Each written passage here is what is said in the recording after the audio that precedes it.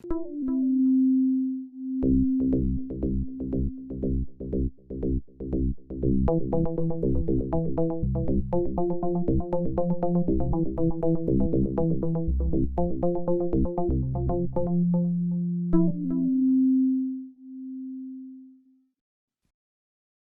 breath. I appreciate you sitting down, man. We're on the clock. I mean, 7 a.m. after you filmed 2 Comedy Central specials here in Atlanta. Jesus Christ. Stage. How'd that go? It's good. I want everyone to know that I'm in a hotel that plays stupid music at 7 in the morning. I don't want you all to think that I chose this stupid mood music. That's good. I guess we're in a good mood here at 7 in the morning. That's good. I'm all right, man. This hotel...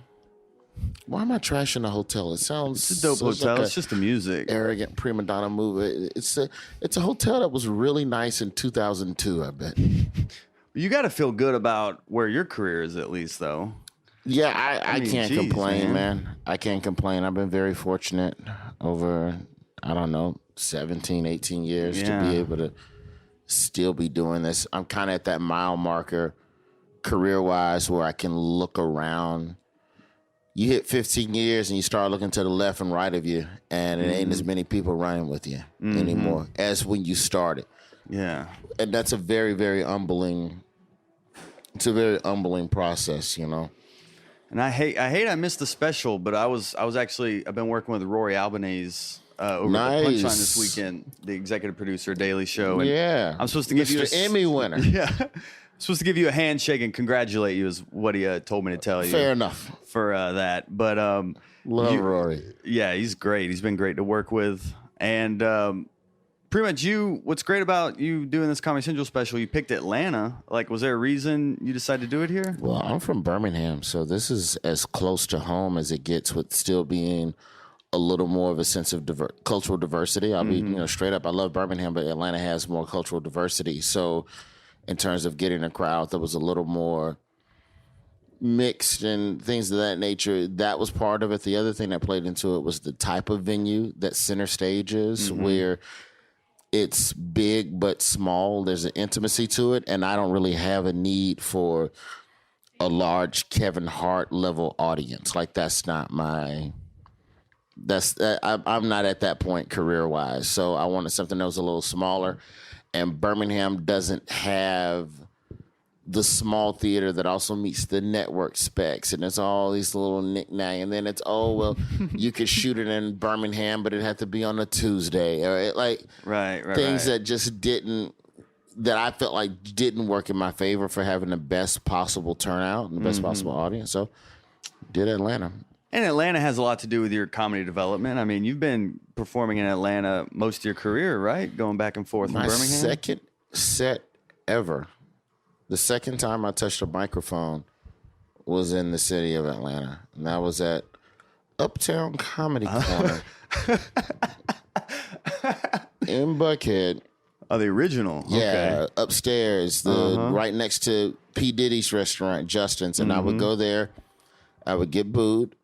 And then I would go to Justin's, and I remember the insult to injury. I got booed at Uptown, but I wanted to stay and watch some of the other comedians, but I didn't have cachet to just stand around in a club. I wasn't a regular yet. So I got booed, and I decided to sit down at the table in the back of the room,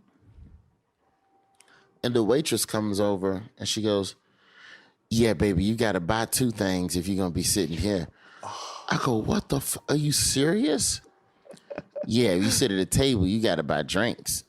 These ain't no tables to be sitting and getting your life together." She said that? Motherfucker. Yeah, she said that. What did you do to get booed?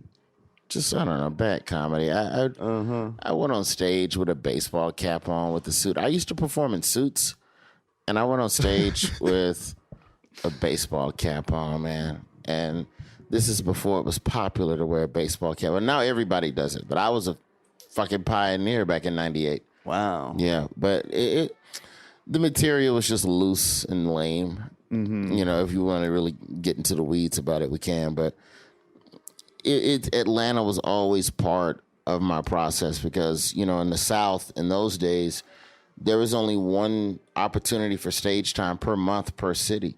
Most cities only had open mic once a month. Atlanta was different because they had open mic once a week. Like, that was a gold mine. So naturally, you had to come here more often because, you know, you live in Tallahassee. You're trying to get on stage, you know, once a month. You're in Birmingham. Open mic is once a month. So if you're trying to get on stage on a more regular basis, you had to travel. What's cool about your career is like like you mentioned at the beginning, 17, 18 years, and you're now on the Daily Show and people are seeing like, oh, this Roy Wood Jr. guy. But you're like, you've always done stand up. Like, you've hit the road your whole career. Oh, and my God. You've just had these, you've had incremental success throughout, whether it be through radio or television. Like, what do you attribute to that success, the consistent success, really? My only goal when I came into this was to do better each year than I did the year before.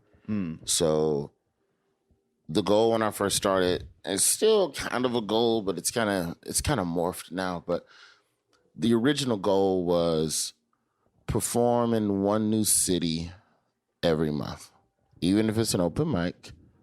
Find one more place. And it was easy for me to do that because I was 19, 20 years old. And right. You could go anywhere. You didn't need to make a lot of money. All I need to make to cover my rent, my share of the rent, I should say, was $300. So that was a couple shifts at Golden Corral plus tips. I was good. So the other 3 weeks of the month, I could dick around. So for me, the goal has always been to do something different or something, you know, just a little bit more every year. So I think if you're a new comedian, I think you benefit from going somewhere different as often as you can, because then you meet people, you get connected, and you start getting a deeper understanding of comedy.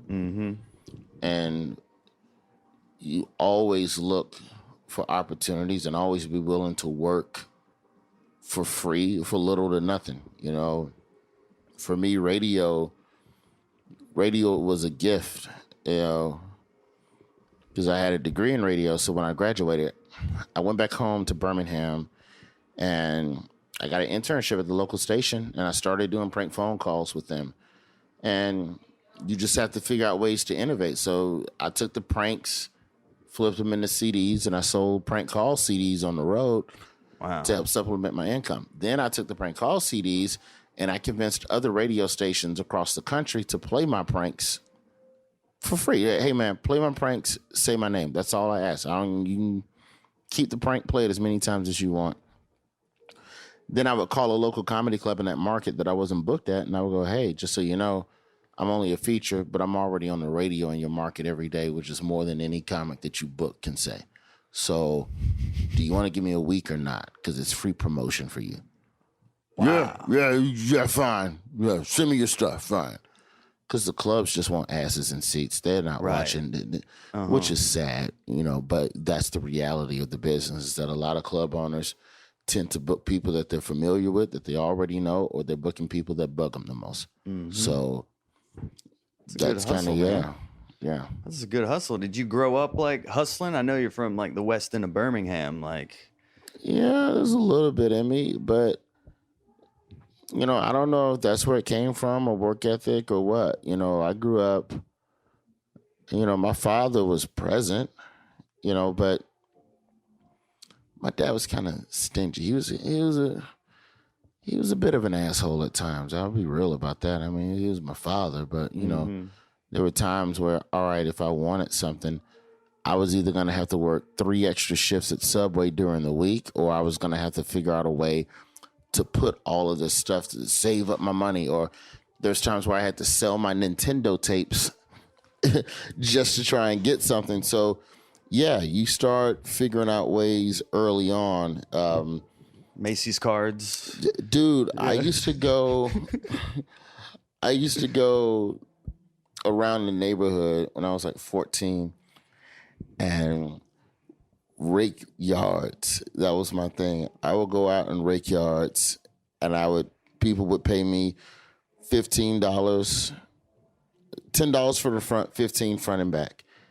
And I would go around and I'd probably do, I don't know, 8 or 9 yards in a week. And then on days that I wasn't getting any hits and nobody was really hitting, I'd wait till it was late at night. Sometimes I go around with leaves that I raked from earlier that week and just sling them bitches into somebody's yard and then wait a day and go knock on your door. Hey, it looks like you got a lot of leaves. $10 front, $15 front and back. Fuck with me. So there were ways to innovate early on. So I guess the seed was already there for sure. But yeah, it's you just have to figure out ways to cut corners and figure out ways to do more. And that's not something you can teach. It's just something that I feel like is instinctive. It's something that you have to trust your instincts. You have to trust whatever's telling you to do a particular thing or pulling you a certain way, even if it doesn't feel right, or even if other people are telling you that's not the right move, that's not how you do it. Yeah. There ain't no fucking right way to do this shit, man. There's no guy telling you. There's no two people at the top of comedy who did it the same way. Right. So you can't, this isn't sports. It's not linear. It's not, well, you do good and you hit shots, you get rebounds, and then you get drafted, and then you get in the league. It's like, no, that's not how it works. Sometimes you have to have a good digital following, so that means more to some people now. And if you're not good at social, then you have to figure out another way to find your audience, because that's what bookers are looking for, and that's what TV's looking for. They're looking for people that already have an audience, which is unfortunate, but that's the reality of the business now. But your dad had to have some influence because he was in radio also and was like big in like a Black Power movement, and we're in radio, and you clearly, like, your material has been racially driven to a degree as well, like having that voice. It's like there must have been some sort of influence there besides him just being a, quote, asshole. Yeah, I think there's definitely some innate influence. My father used to take me with him on the speaking engagements. So to some degree, it was kind of like traveling with a comedian. My dad did radio. He did, but he wasn't like a DJ. Good morning, everyone. I am in the WWL. Soulful Sounds. My dad was like straight up hardcore news and commentary. And my father figured out a way to make sure that his words got across, like, I don't know how to explain it, but he was like a great orator. That's the word I'm looking for. He was a great orator, and he would have speaking engagements at churches and stuff, and it really ended up being, is an internship the right word? I guess. Like, it was definitely good for me as a child to see my dad doing that stuff, because it definitely influenced me. What's weird is that I try my best to, like, I'm gonna be my own man. I'm nothing like my parents, and here I am on stage talking about race. I'm the same fucking guy. My church has a better bar. Well, you're not just a racial comedian. I mean, you've broken down a lot of barriers and been influenced in a lot of different ways. But that's where the roots are, though. And I just didn't want listeners to hear you be, oh, my dad was an asshole, and you just kind of dismiss it. But I mean, he was very influential. Yeah. Oh, yeah. My dad was an embedded reporter with the Civil Rights Movement. He was in Vietnam as a reporter. Like, my dad did dope shit, man. It's just sometimes motherfucker didn't want to give me no money for sneakers. So I had to go rake yards. Yeah. So I'm still mad about sneakers. But having to earn it. You figure out ways like, you go buy a camera from Circuit City and then return it after you were done with it. Oh my God, dude. The innovation, like, you found some corners to cut. But you had to. Right. And like, no one teaches you that. That's why I get furious, bro. I get furious when I meet young comics who go, I don't know how to do. You fucking crazy? I was returning cameras to Circuit City, and I had a 15% restocking fee. They don't even have that now. You could do stuff by mail with Amazon. So when a guy tells me, like, when I see comics online who have a tape of themselves performing, and this is a tape they're using to shop themselves to other clubs, and it's a trash-ass tape, there's no excuse for that. There's no excuse for bad audio and bad video. It's unforgivable. They shoot entire movies on iPhones now. So you're a lazy fuck and you get what you deserve. And you could easily take $500-600. You could take $300 on the low end. Go buy a camera from an electronics store, use it, and then return it within the 14-day return window and just say, I didn't like it. They don't even have to ask you any questions. And even if they do, just go, it didn't work out. Oh, someone else gave me one as a gift. Turned out I didn't need this one. They surprised me for my anniversary. My girlfriend surprised me for our anniversary. Whatever lie you want to come up with. But there's so many ways to do more. God damn, I wish I had the collaborative spirit that young comics and YouTubers that they have. Because the thing that I think that a lot of YouTubers and Instagrammers have over traditional stand-ups, they have the know-how to understand that we're stronger together. Sorry to get all, I don't know, fucking political slogan on you. That wasn't on purpose. But they strengthen numbers. There we go. All right. They're strengthened numbers. So there's a collaborative spirit between a lot of digital comedians that traditional stand-ups don't always have. And, or at least I didn't see it coming up. It was very much a bunch of loners. We're a bunch of loners who show up to, like, you know, it's like how anacondas mate, if that makes sense. This is a horrible analogy, but I've already started it. Male anacondas, like, they show up just to fuck once a year. And they have a big orgy fuck fest where it's just all of these fucking anacondas in a ball and they're fucking and whatever. And then they disperse. That's what open mic night is. It's just once a week, a bunch of comics come and they all crawl and roll around with each other, and everyone's trying to get stage time and trying to get their career pregnant and go to the top. And then you disperse. And I feel like there's less of a, hey man, let's have a joke meeting. Let's sit and powwow.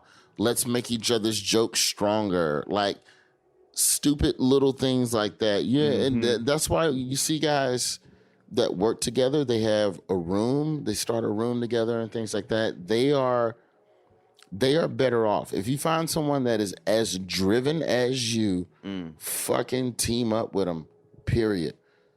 You'll make each other better. You'll go further, faster together. And comedy is such a loner sport. And then we had a lot of bad mentors too, especially in the South, because more often than not, you're on the road and you're opening for a guy. And it's not all the guys on the road, because I've pretty much opened for every headliner that's still working right now. If they're still headlining right now on the road in the South and the Midwest, 95% chance I know them and have worked with them. And I would say about half of that allotment of guys come from a different stand-up era, so their ideologies are different. Their approach is different. And you cannot do what you're trying to do now, approaching it from an 80s and 90s style of career building, if you will. Those guys are past either wanting to learn digital or, like, I know motherfuckers doing this, man, still don't have a Facebook page. It's like, fuck you, man. Like, wow. Yeah. That's cool, but you cannot, if you're a new guy, you can't copy that. That dude also had 20 years of building to get to that point to where he can just afford to tour on his name. But if you're just trying to start out and just get your foot in the door, you've got to have a digital, like, you have no choice, man. Yeah, man. And I don't know, I sound real ranty today. I'm not trying to, but no, it's all relevant information. I just feel like newer comics have more at their disposal. And I think part of why the Atlanta community has grown, case in point, is because there is more connectivity with comics starting their own rooms. Independent comedy markets that have good independent rooms birth better comics because there's more places to get on stage. And to start a room, that's a very bold ass thought to just go, you know what? Like that's straight up outside the box. Because running a room is hard. It's hard to run a room every week and still be a decent comedian.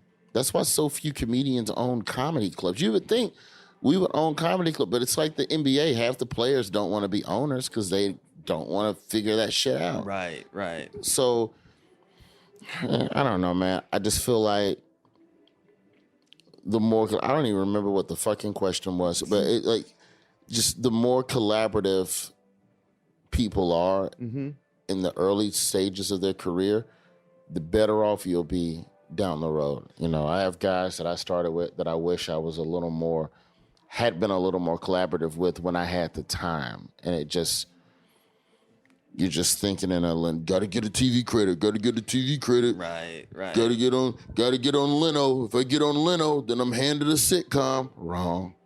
Yeah. Not no more. But you've been collaborative, like with Sullivan and Sons. It was like a TV show with comedians, and you guys would like do a season and then go on a tour together. Do a season, then go on a tour. That's all Steve Byrne. It's still like a collaborative that helped you. Oh, I agree. Yeah. I mean, but when I say Steve Byrne, I mean me being cast on the show. That was all Steve Byrne. After Last Comic Standing. Correct. Studios weren't checking for me, and I got third place on Last Comic Standing. Right. I made it to the second to last commercial break of the season. So I was on the entire season, and I was getting auditions here and there, but it was in knowing Steve Byrne and working with him and writing with him here and there that Steve kept me in mind for the project. And he was the one who got me the audition. That wasn't my agent or my manager. That was a relationship that I had with someone. And those things go very, very far. And did the Daily Show come from a relationship as well? Daily Show was a little bit more of opportunity. Okay, here's something like, so when Sullivan and Son got canceled, I started doing work with ESPN Sports Nation and just doing sports video blogs. And I was doing sports video blogs on my own. I was like, you know what I love talking about sports and comedy. And if I do something often enough and it's funny enough, you keep putting it out on the web, eventually it gains traction. It could take 2 months, it could take 2 years, but you create a consistent, funny web content, you can rise above the noise. And I started doing that, and that vlog is what got me the opportunity to start doing Sports Nation and start doing stuff with USA Today Sports and like just making all these weird comical sports videos. Wow. So when Trevor Noah was announced to take over the Daily Show, and the producers start kind of trolling the web and talking around in circles, you know, we need black, we need political minded, who you got? We need someone that can already, you know. So for me, everything that I was doing with the sports stuff with ESPN ended up kind of being pre-audition tape for them to look at, to see me on camera being funny about something and speaking about it with a level of passion and comedy and information still coming through. So, you know, for me, I feel like that was more the producers putting fillers out and things like that, and just going from there. It was a little bit of that, and then I also feel like somebody probably put my name in. I don't want to say who on the podcast or whatever, but I feel like somebody definitely was like, hey, make sure you take a look at Roy. And once they were pointed in my direction, they went and looked at the body of work and were like, all right, he can audition. And, you know, I had a good audition. And that's the second time you auditioned for Daily Show, right? Dude, I ate a dick in 2007. Oh my God. I auditioned.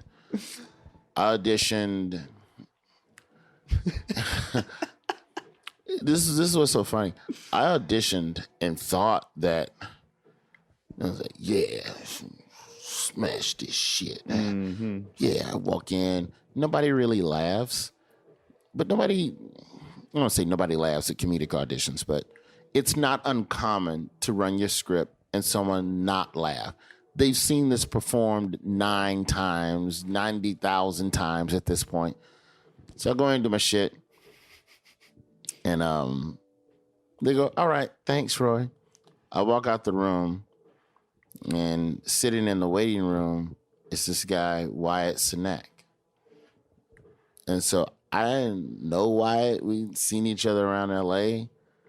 And Wyatt walks in, and as I'm going to walk off, I realize I left my car keys in the room. So I have to sit and wait for Wyatt's audition to conclude so I can go back in and get my keys. The laughs I heard coming through that wall. And you're just sitting there, and I'm just slumped in the chair. I'm defeated because I'm like, there's no way. And I'm hearing Wyatt, dude. I can hear his audition, and he's murdering. And you hear it, and you're like, oh, that's how you do that line. Fuck, I fucked up that part of the script because no one's teaching you how. They give you the script and see how much you instinctively. Right. How much you know off instinct on how to interpret this script and how to make it funny, if the punctuation, the pauses, the comedic moments that are in the script. So I blew the audition. Why isn't that crushes? And door swings open, and I come back in, and like applause instantly stops. Yeah, I left my car keys. I just won't get my car keys. Good to meet y'all. Though I'm the other black guy. I'll see y'all later. And yeah, Wyatt got the Daily Show because he fucking deserved it, man. He crushed that shit for, I don't know, 5-6 years. So to get a second opportunity, yeah, I was like, all right, I'm ready now. Yeah. And that's definitely a blessing because you don't get a chance to do a lot of stuff twice in this business. Like, you don't get a chance to nail something again. It's you wait forever, you get your shot, and then that's it. See you in 5 years, buddy, when you got another idea. You got something else up your sleeve. And the funny thing is that, like, even now with being on the Daily Show, I don't know if it's a road comic thing or just a comedic thing, but, like, I still don't feel settled career-wise. Even working 10 hours a day at the Daily Show or whatever the schedule. I know it's crazy. You still there. feel like, I don't want to say you feel like it could all go away, but there is part of that. And so with the time I have, with the opportunities I have in my hands, I'm going to do the best I can to just do my best, you know. Sullivan and Son got canceled after we'd already been promised a 4th season. Wow. Well, it was a gentleman's handshake. No paperwork had been signed, but, you know, a new guy came into the network and decided to cancel everything on the network but Conan. So that's just what it is. So, you know, things can go a lot of different ways fast. So I just feel like as comics, when we have an opportunity to do something that's impactful, like if you have a 1-hour special, then it needs to fucking kick ass. It needs to be something that really states who you are, what you're about, what your worth is. And for me, that's always been the most important thing with this career. So when I got another opportunity to be on the Daily Show and any sketch they give me, I'm balls to the wall, man. Because I want this to be funny. And the thing with the Daily Show, too, I mean, that shit, man, it's like putting on a Yankees jersey. It is. There's something storied with that. And I need to honor the work that everybody else did before me on the Daily Show. And I need to make sure that whoever comes after me on the Daily Show still has something that's worth. I'm not going to, like, Trevor Noah had the best analogy. He said he feels like he's been handed the keys to his dad's Ferrari and he can't scratch it. You know, and I understand that now. I don't want to be the one to mess up the show. Yeah, you're on the Yankees, but yet you're still not settled. So, like, you mentioned creating goals earlier in this interview, but, like, so what are some of your goals still? Yeah, you still have to have goals. You still have to have mile markers to set for yourself. Because if you don't, you become complacent. So even with The Daily Show, before The Daily Show, I had 2 pilots that I wrote. So now the goal becomes, maybe trying to sell those or figuring out a way to just shoot a web series or something. I think scheduling wise, I don't think a lot of what I can do makes sense right now because of my commitment, the time commitment to the show. But I feel like I could still try to executive produce something. I've lost my desire to star in anything. Interesting. Like, I love television, but to me, the real creative control is behind the camera.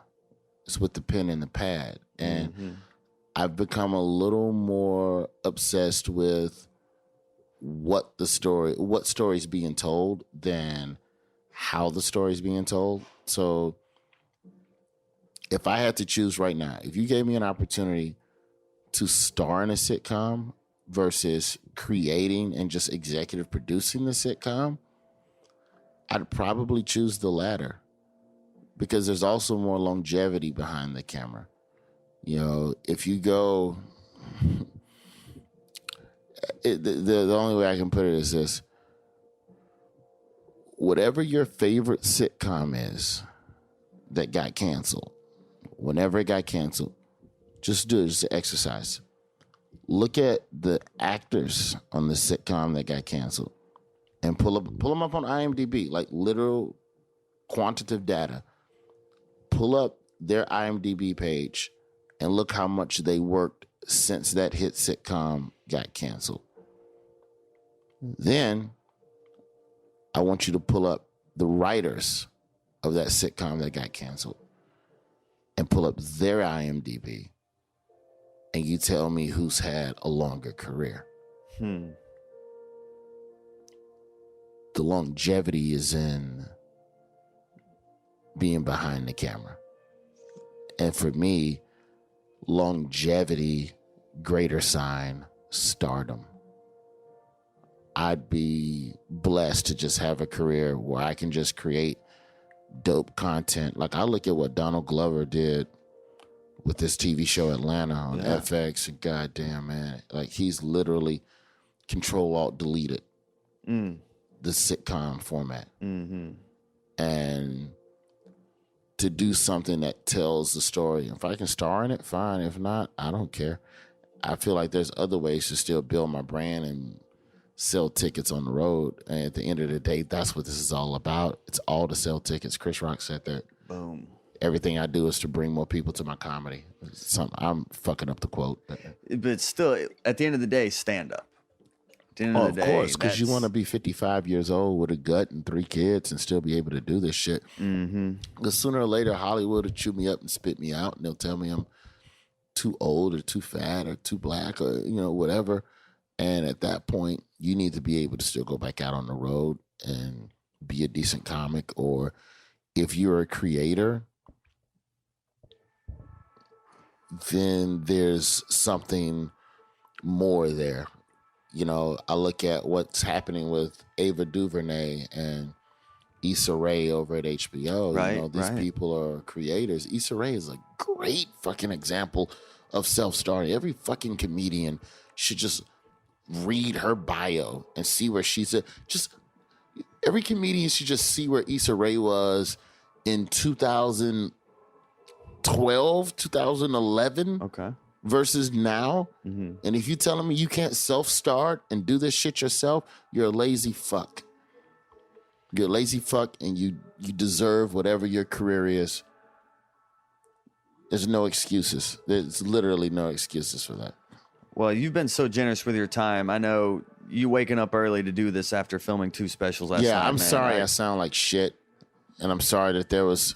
Is this Christmas music they're playing now? I don't know what the DJ is, but they clearly got him off Craigslist or something. The DJ at the W Hotel in Midtown Atlanta is trash. At 7 a.m. on a Saturday, of it's course. A nice hotel, but the DJ is trash. Well, before we get out of here, is there anything else you want the world to know? No, man, just for comedians, if comedians are listening to this, challenge yourself.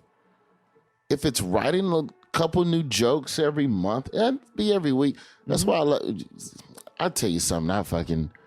Some old comic told me, man, one time. He goes, I tell you what, kid, I tell you what I do.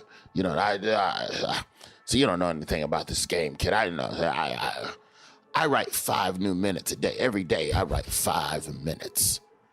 And I was like, in my head, I was like, wow, he's amazing. Right. 5 minutes. Even if 2 of those minutes are funny, that's still a new hour every month. I'm older now. That man was full of shit. Right. But I think what he was trying to tell me and challenging me was, to write a little bit more, and, for fans of comedy, continue to support it. Continue to go out to the clubs, live comedy, all that good shit, because it helps. Well, Roy Wood Jr., thank you for being on Hot Breath, man. My pleasure. I hope my breath wasn't too hot. Are you good? And if you want people to know where they can keep up with you, you can definitely shout that My out. name is Roy Wood Jr. Google me.